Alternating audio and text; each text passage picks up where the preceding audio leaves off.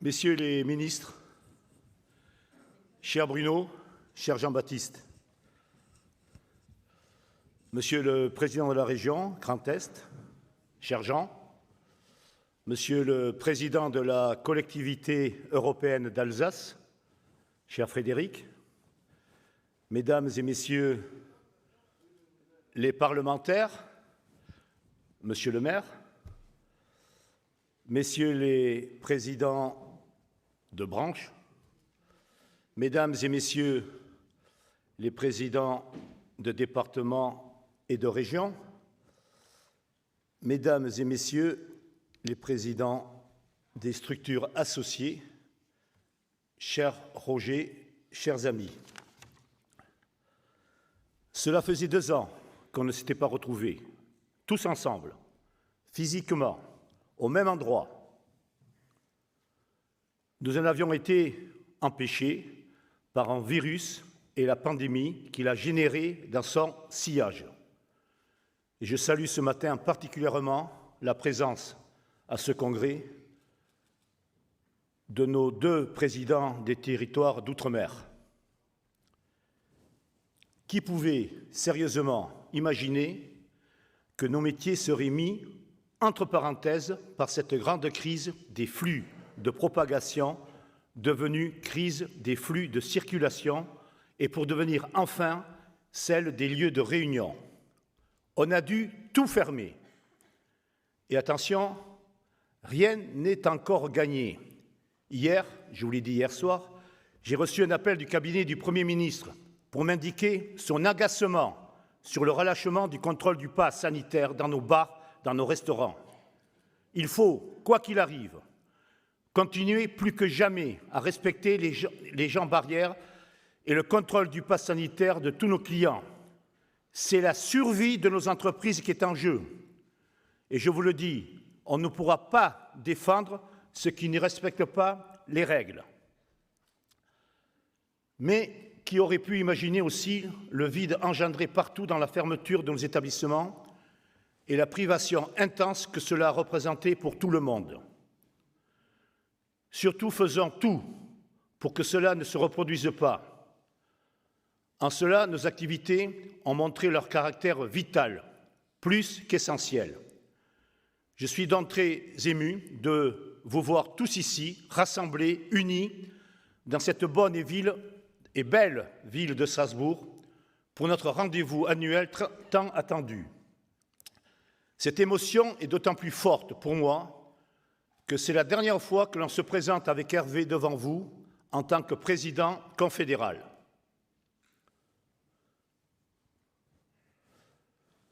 Je me réjouis, bien évidemment, de compter parmi nous Monsieur le ministre de l'Économie, des Finances et de la Relance, Bruno Le Maire, et Monsieur le secrétaire d'État au Tourisme, Jean-Baptiste Lemoyne, qui nous honorent aujourd'hui, tous les 2, ce matin, dans leur présence.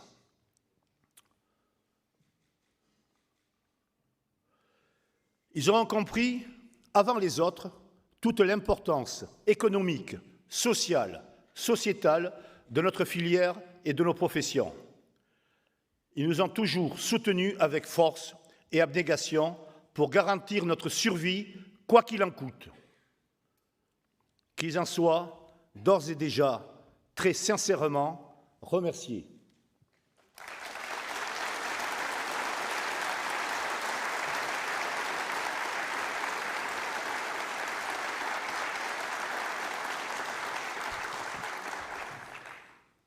Cher Bruno, pendant plus de 6 mois, au plus fort de la crise, je peux témoigner de votre écoute, de votre sens des responsabilités et je dirais même de votre connaissance de notre secteur, en étant toujours prêt à adapter les dispositifs en fonction des remontées du terrain que nous vous faisions, plusieurs fois par semaine et tous les lundis matins avec les autres secteurs fermés. Et je ne peux laisser sous silence aussi le travail phénoménal de Jean-Baptiste Lemoyne qui, avec toutes ses équipes, passait toutes ses journées sur nos dossiers, nos problématiques, notamment en portant nos propositions auprès de ses collègues dans les différents ministères.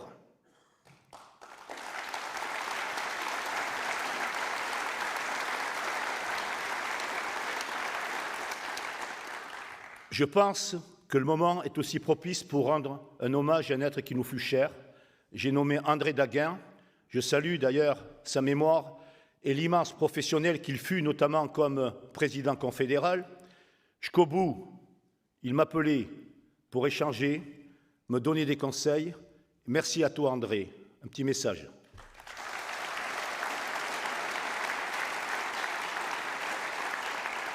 C'est donc à tous ces titres un grand plaisir pour moi de tous vous retrouver ce matin.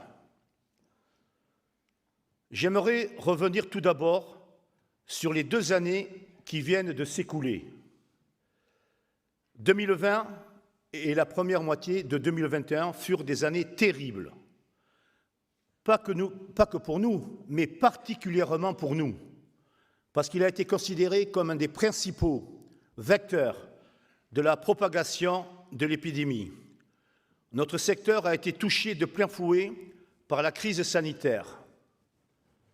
Je crois que ce sont des souvenirs douloureux pour nous, mais nous avons fermé sans horizon de réouverture, puis avec un horizon sans cesse reporté, et nous avons vu nos collaborateurs malheureusement partir.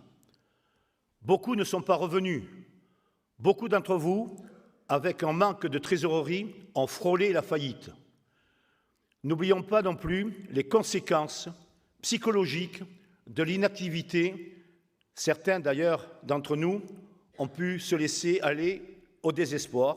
Et j'ai une pensée particulière, d'ailleurs, pour nos amis, l'ensemble des patrons des discothèques, longtemps oubliés, condamnés sans cesse à la fermeture, véritable variable d'ajustement de l'incertitude sanitaire. Pour preuve, les décrets pris par certaines préfectures pour le port du masque dans vos établissements reprennent aujourd'hui. Mais je pense aussi aux traiteurs, au bowling, au thalasso et enfin aux hôtels, condamnés à rester ouverts sans voir un client.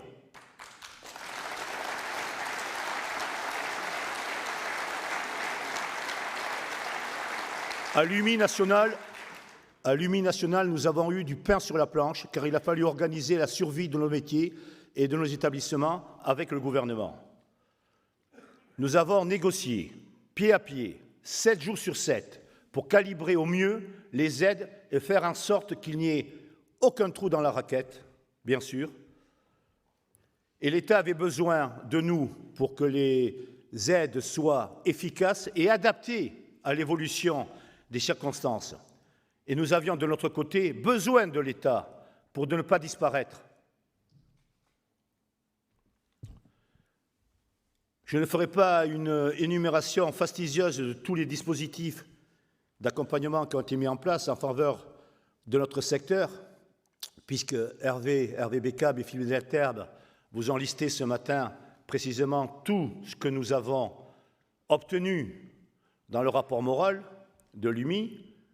Et je vous rappelle quand même le fonds de solidarité jusqu'à 10 000 €, l'activité partielle et les exonérations des charges sociales. Tout cela, si on ajoute bien sûr les PGE, on en reparlera, qui représentent quand même 37 milliards d'euros. D'ailleurs, nos voisins européens avec qui on échange peuvent-ils en dire autant? Nous avons fait en sorte aussi de pouvoir ouvrir dans les meilleures conditions. Nous avons négocié avec le ministère du Travail des protocoles sanitaires différenciés par métier. Un gros travail. Nous avons obtenu de ne pas vérifier l'identité de nos clients dans le cadre du pass sanitaire, souvenez-vous, il n'y a pas longtemps. Et ça, c'est grâce à Monsieur le ministre Bruno Le Maire. Pour cela, nous avons dû parfois nous transformer en activistes, car rien n'allait de soi. Nous avons organisé, en décembre 2020, vous vous souvenez, une grande mobilisation « Nous sommes essentiels », à laquelle vous avez tous répondu présent et pour ouvrir le plus vite possible. Je pense aussi au dossier des loyers, des assurances, avec notamment notre plateforme UMI contentieux, assurance.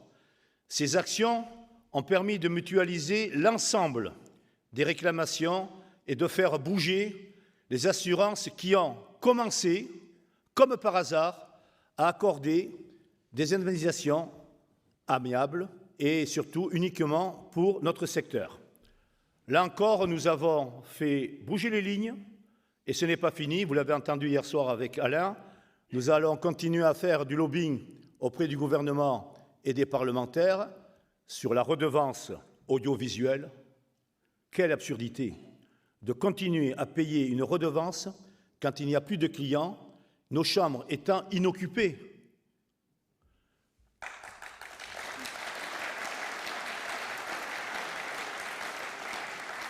Vous pouvez le croire, chaque jour, nous avons fait en sorte que personne ne reste au bord du chemin.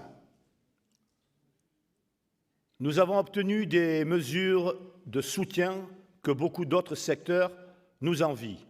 L'État a été très présent et il y a eu très peu de faillites en 2020 dans notre secteur car les aides ont été très bien calibrées.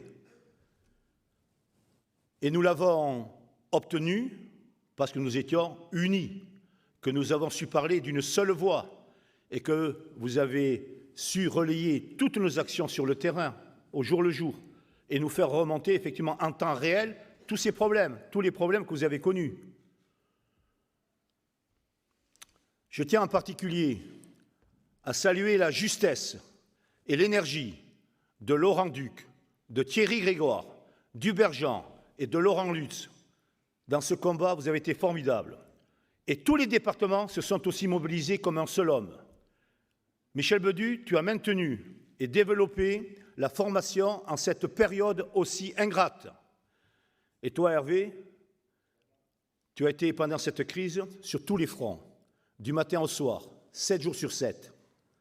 Heureusement que nous étions là tous les deux. Heureusement que tu m'as supporté.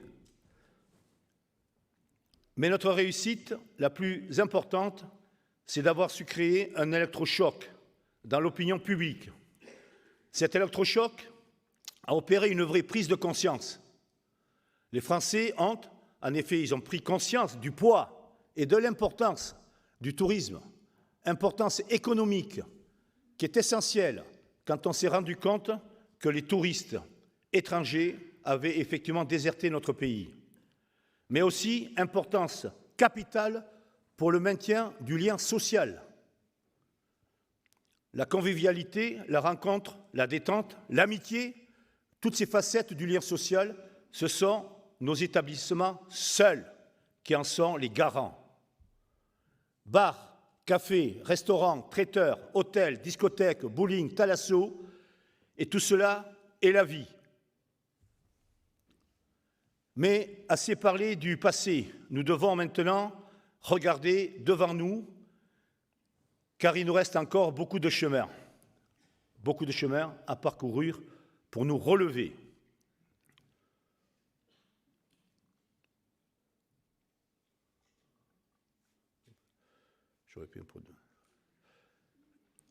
Quels sont désormais nos chantiers et nos défis à venir? Notre congrès cette année a pour thème la relance responsable. Et je vous le dis, cette année qui vient sera une année décisive pour notre activité. Cette relance est d'abord une reconquête, comme l'a très bien exprimé le président de la République il y a quelques jours, lors de l'événement Destination France, mais aussi le Premier ministre samedi dernier, lors de l'annonce du plan de reconquête et de transformation du tourisme. J'y étais avec toi, Jean-Baptiste, dans le plan composé de 5 axes. J'ai retenu la qualité de l'offre qui doit s'accélérer, l'attractivité de nos métiers, soutien à l'événementiel, au congrès, au tourisme d'affaires, qui est majeur, et bien sûr, développement durable devient une priorité pour nous, pour l'ensemble de nos métiers. Et derrière ça, un grand plan de communication pour promouvoir Destination France et ses territoires. Nous savons maintenant que notre pays a été rétrogradé en 3e position en termes, pas de destination, mais en termes de dépenses touristiques. Il nous faut reconquérir notre première place rapidement. La France ne doit pas devenir, en matière de tourisme, un colosse aux pieds d'argile. Nous, professionnels, nous devons partir collectivement en reconquête du tourisme, abîmé par la fermeture des frontières, l'interruption des flux de circulation, qui s'est traduit par exemple par des annulations massives de réservations dans nos hôtels. Et les choses commencent seulement à se remettre progressivement, semaine après semaine. La volonté des clients de revenir dans nos établissements est manifeste, tandis que se profile le retour des touristes étrangers. Cette reconquête passe aussi par des éléments plus structurels que nous avons identifiés depuis longtemps, comme la qualité de l'accueil ou la maîtrise de l'anglais par nos collaborateurs. Nous avons d'ailleurs 2 échéances très importantes qui ne doivent pas être des rendez-vous manqués. Je pense à la Coupe du monde de rugby en 2023 et aux Jeux olympiques et paralympiques en 2024. On doit être prêt. Et tout ça se déroulera bien sûr sur notre sol. Et il nous faudra proposer une offre de haut niveau à ces centaines de milliers de touristes qui viendront découvrir la France, car la concurrence est terrible entre les destinations touristiques. L'enjeu pour nous est simple et consiste à ce que le touriste étranger dépense davantage. Et nous devons faire en sorte qu'il revienne en France, qu'il ait envie de revenir en France. Donc, 4 perspectives s'offrent à nous. D'abord, la première, c'est redynamiser le modèle économique, consolider ensuite durablement notre marché intérieur. Et je pense au formidable potentiel de la ruralité, renforcer notre attractivité, continuer à nous moderniser avec le numérique et le développement durable. Quelles sont les conditions d'une telle remise à niveau?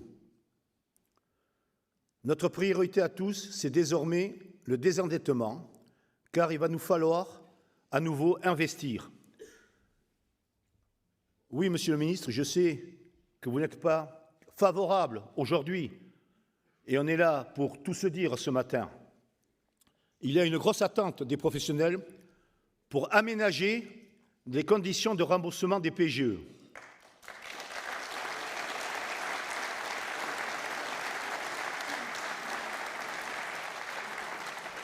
Et pour l'instant, Monsieur le Ministre, on n'y est pas.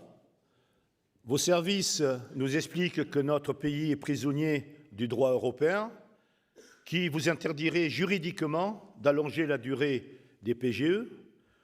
On nous explique alors qu'il faudra régler chaque situation au cas par cas.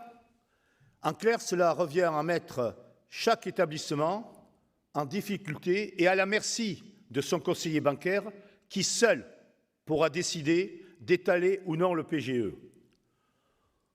Autant dire que c'est lui donner un droit de vie ou de mort sur nos entreprises. Et je sais, Monsieur le Ministre, que vous savez le risque que prend une entreprise à renégocier seule, puisque vous avez dépêché un conseiller national à la gestion de crise, M. Gérard Faudel, présent jeudi d'ailleurs à notre table ronde, et des délégués dans tous les départements pour aider effectivement l'ensemble des TPE et des PME pour régler ce sujet-là. Avec une rentabilité annuelle inférieure à 5%, beaucoup d'entreprises sont dans l'impossibilité de rembourser leur PGE durant les 4 années à venir. Nous avons donc besoin d'une disposition légale et c'est la raison pour laquelle nous demandons avec insistance au gouvernement et surtout à vous, Monsieur le Ministre, vous qui avez la capacité d'arbitrer, d'accepter et de lisser ce remboursement sur un temps beaucoup plus long.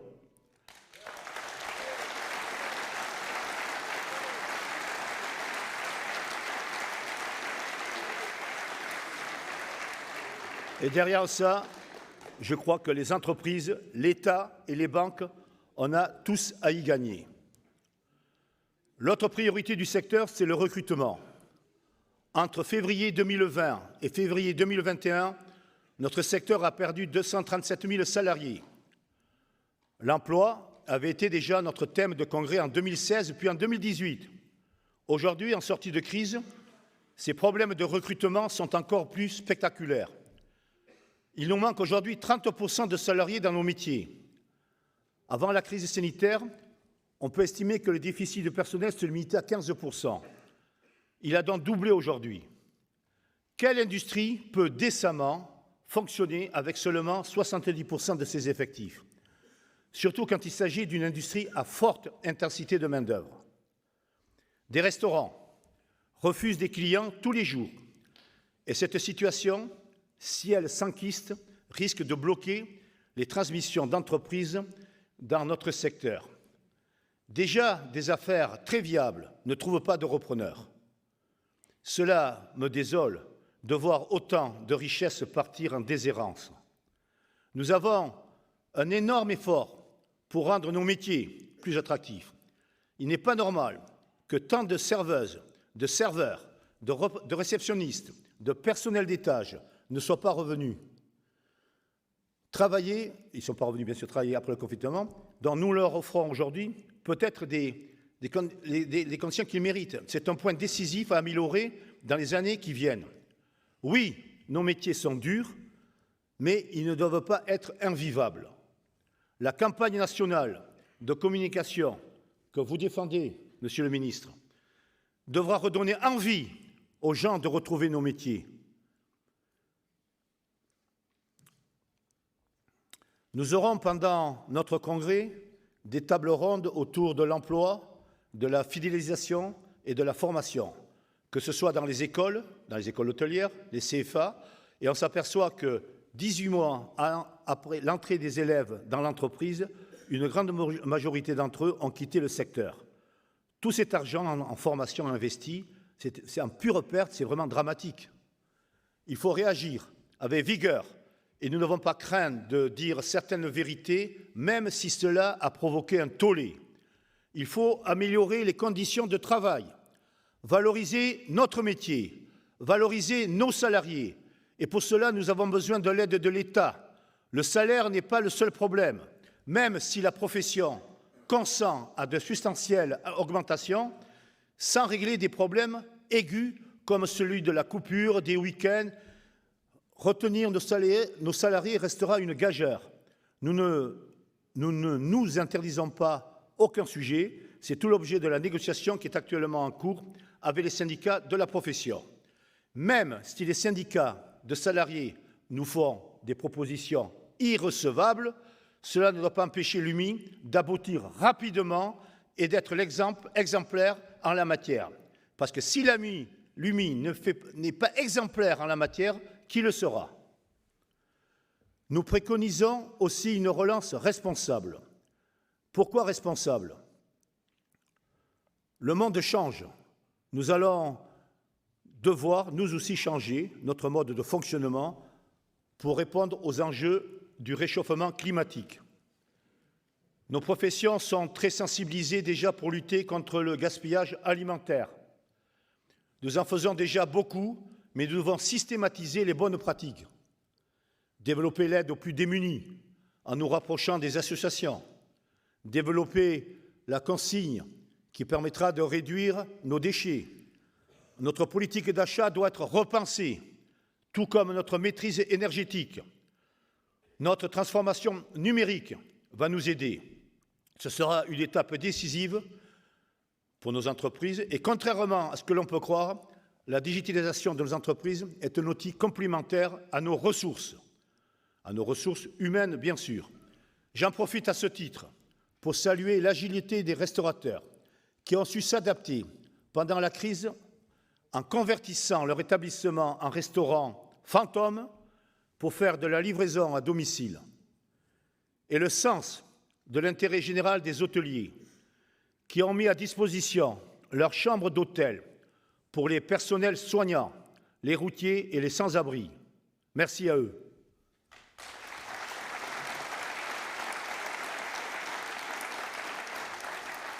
En outre, une des leçons de la crise, c'est également l'expérience client qui donne envie à chacun de revenir ou pas, et le client a de nouvelles exigences. Il aspire à de la qualité, il aspire à de la simplicité, mais aussi à de la sobriété. La qualité est un mot qui est très fort. Le client a découvert que la France était cette belle inconnue. Il apprécie l'authenticité à sa juste valeur et que ce constat vaut aussi pour le luxe. Même dans ce secteur, le mot sobriété prend aujourd'hui toute sa noblesse.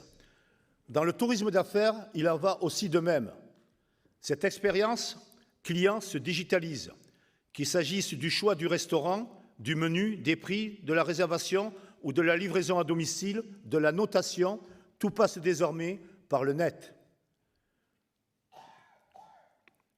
Développement de la chalandise, des réputations qui s'auto-alimentent, qui se font de plus en plus sur Internet, et cette tyrannie des avis, des vrais et des faux.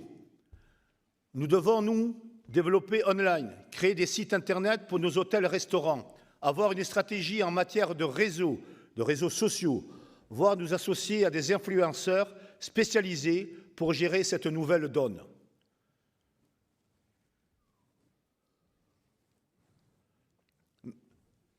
Messieurs les ministres, à ce moment de mon discours, je voudrais faire un aparté. Ce que j'ai entendu à la journée de Destination France à l'Élysée m'a laissé sans voix. Le patron monde Airbnb annonce 36% d'augmentation d'activité depuis la crise et c'était comme si on devait le remercier car il allait sauver la ruralité, voire la France. Ils ont aussi mis en avant les 72 millions d'euros de taxes de séjour réservées. Nous, l'hôtellerie, c'est 350 millions chaque année. Et je ne parle pas derrière de la TVA, les impôts et de nos investissements colossaux en France et bien sûr les 200 000 emplois. Pour Airbnb, la France est son plus gros marché. En 2020, la filiale française n'a payé que 204 662 € d'impôts, tout en affichant 3,6 milliards de dollars de revenus au niveau mondial. Enfin, sur les 2 millions d'annonces sur leur site, combien sont déclarées aujourd'hui en mairie? Malgré la loi, beaucoup trop peu. Et cela entraîne aussi, vous le savez, messieurs les ministres, un gros problème de logement dans l'ensemble justement de toutes les villes très touristiques. Et si je vous en parle, c'est aussi parce que vous êtes, monsieur le ministre, cher Bruno, celui qui, je crois, qui a fait le plus pour la fiscalité plus juste avec les GAFA. À hauteur de 15% aujourd'hui, et je sais que vous allez aller plus loin, et que nous partageons ensemble ce combat.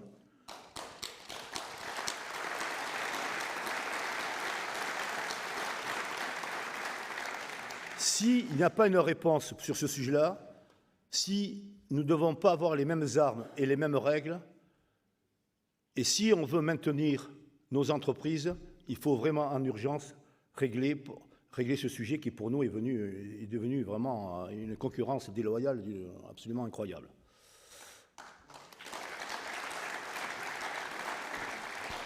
Et tout le monde doit être, monsieur le ministre, impliqué pour réussir l'ensemble de ces transformations, chefs d'entreprise, salariés, mais également l'État et ses organismes. Enfin, un congrès est un temps fort pour parler de la vie interne et de l'avenir de notre organisation. Tout d'abord, permettez-moi d'évoquer de belles aventures qui se terminent. Celle de notre journal, notre mensuel Nous. Et malgré tous les efforts, ce journal a dû cesser sa parution, faute de soutien financier. Maintenir le lien entre nous, c'est ce qui a fait notre force jusqu'à maintenant, pendant la crise, et avoir aussi un média qui parle de nous à l'extérieur, c'est essentiel. Nous devrons donc trouver un nouvel outil de communication. À l'heure où l'on ne cesse d'invoquer le digital comme une réponse à tout, peut-être que ce média pourrait prendre la forme d'un podcast ou d'une newsletter élargie. En tout cas, il nous faudra le réinventer, là aussi, et l'adapter à l'ère du temps. À l'ère de la digitalisation et du numérique, je suis fier de vous annoncer aussi que votre organisation patronale entreprend sa propre modernisation et j'en veux pour preuve la création de notre nouvelle plateforme HCR Emploi. Notre plateforme se veut un outil de ressources humaines clé en main et elle permettra de simplifier la vie quotidienne de chaque chef d'entreprise avec tout type de contrat de travail déjà établi. Et vous pourrez la retrouver d'ailleurs sur hcremploi.fr. C'est un très beau travail qui a été fait par Thierry Grégoire et toutes ces équipes d'UMI. Et comme vous le savez aussi, cette année est aussi décisive au niveau politique, avec les élections présidentielles et législatives qui auront lieu en avril et en juin 2022. Et nous ne pouvons rester à l'écart d'un débat majeur qui va conditionner la vie de notre pays pour les 5 prochaines années. Je demande aux branches, pendant le Congrès, de consacrer du temps pour élaborer des grandes propositions fortes que la profession devra porter pendant la présidentielle. Elles devront porter aussi sur la responsabilité sociale de l'entreprise, le développement durable, l'alimentation et auparavant, on évoquait le trajet de la fourche à la fourchette, alors qu'aujourd'hui, les préoccupations s'étendent de la terre à la déchetterie. 2022 sera aussi une année de renouvellement pour notre organisation, avec une nouvelle équipe dirigeante qui représentera les intérêts de nos professions, de l'hôtellerie, de la restauration. C'est l'occasion pour moi d'évoquer brièvement devant vous notre projet de rassemblement. La crise sanitaire nous aura montré une chose. Plus que jamais, l'union fait la force et que l'atomisation de nos mouvements ne conduit qu'à des divisions stériles. Elles nuisent à notre représentation professionnelle et à notre correcte identification par l'État et l'opinion publique. Regrouper nos intérêts pour assurer à nos métiers la chance de rayonner comme ils le méritent s'inscrit dans le sens de l'histoire.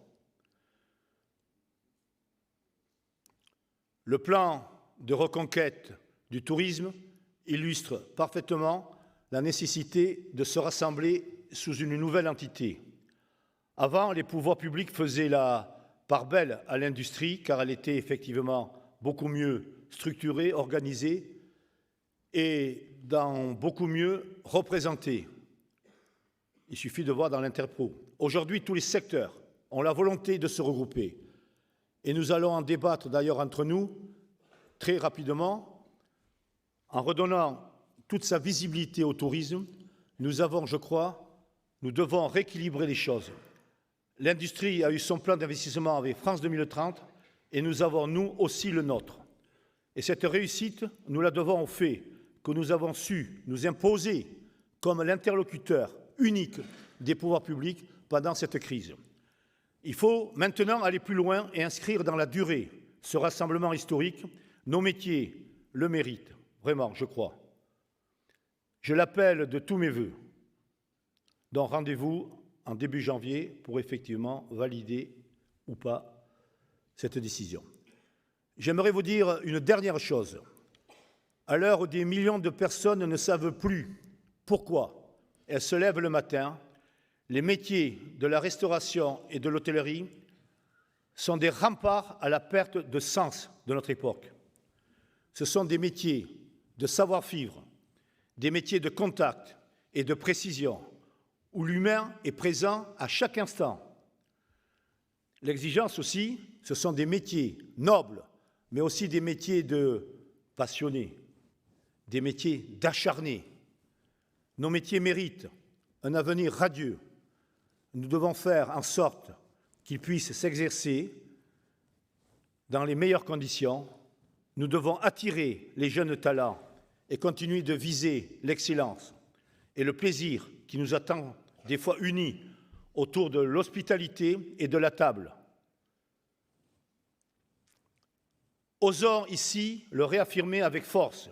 L'UMI, avec tous ses élus présents partout en France, est le capteur de la santé économique et morale des territoires dans toute la diversité des entreprises que nous représentons.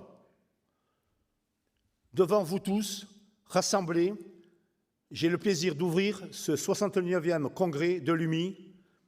Très bon congrès et merci de votre écoute.